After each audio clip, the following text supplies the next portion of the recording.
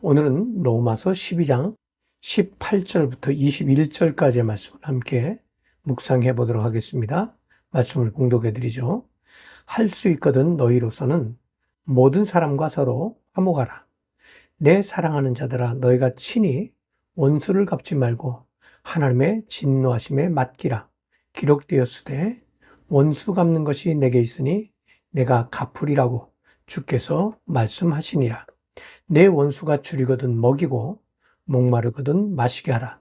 그리함으로 내가 숯불을 그 머리에 쌓아 놓으리라. 악에게 지지 말고 선으로 악을 이기라. 18절부터 21절까지의 말씀을 봉독해 드렸습니다. 모든 사람과 더불어 화목하게 지내는 것은 성경의 가르침 가운데 가장 흔하게 볼 수 있는 가르침이라고 할 수 있습니다. 이는 모든 사람으로 더불어 화평함을 주시라는 말씀과 오직 위로부터 난 지혜는 화평하고 라는 말씀과 같은 선상에서 이해될 수 있습니다. 예수님이 이 땅에 오신 것도 바로 이 화평함 때문입니다. 그분이 십자가에서 돌아가신 이유이기도 하죠.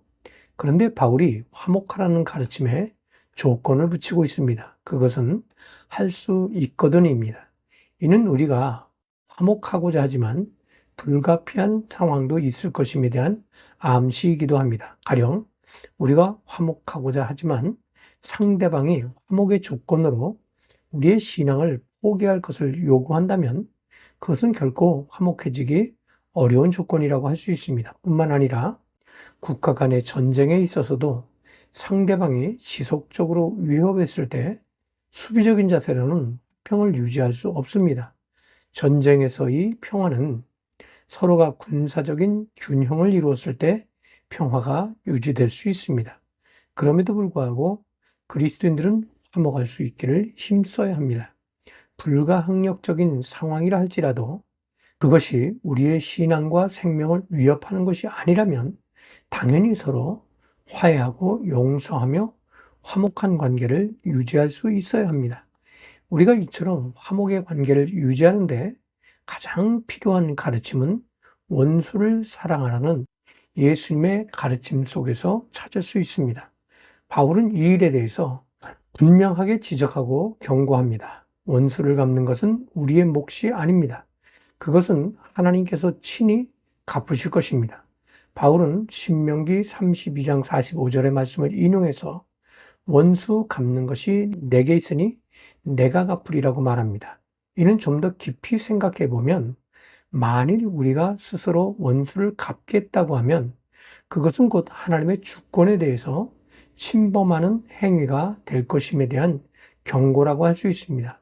세상을 살아가면서 분명히 우리는 억울한 일을 만나게 될 것입니다. 그리고 수많은 이들로부터 상처를 입을 수도 있습니다. 그러나 그 일에 대해서 오복하는 것은 우리의 권한이 아닙니다. 하나님은 스스로 이 문제에 친히 개입하셔서 문제를 해결해 주시겠다고 말씀하십니다. 만일 우리가 원수에 대해서 친히 보복한다면 그것은 또 다른 불순종이라고 말할 수 있습니다.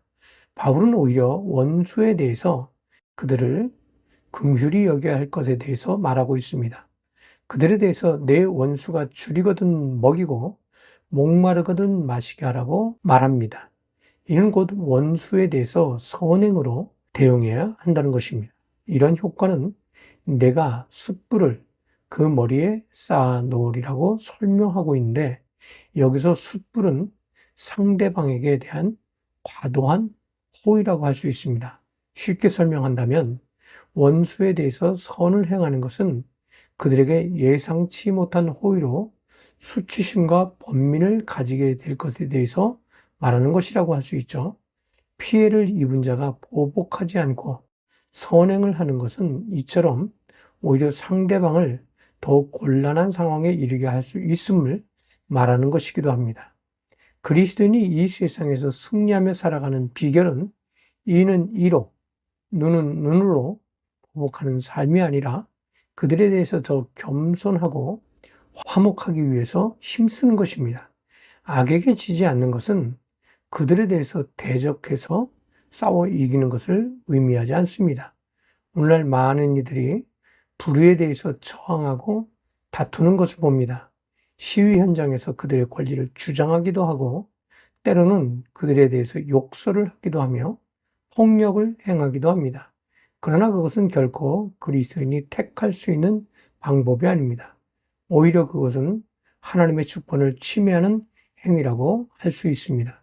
주님은 오늘도 원수를 사랑하고 원수에 대한 모든 비판을 그분께 맡기기를 원하신다는 사실을 기억하실 수 있기를 주님의 이름으로 부탁을 드립니다. 감사합니다.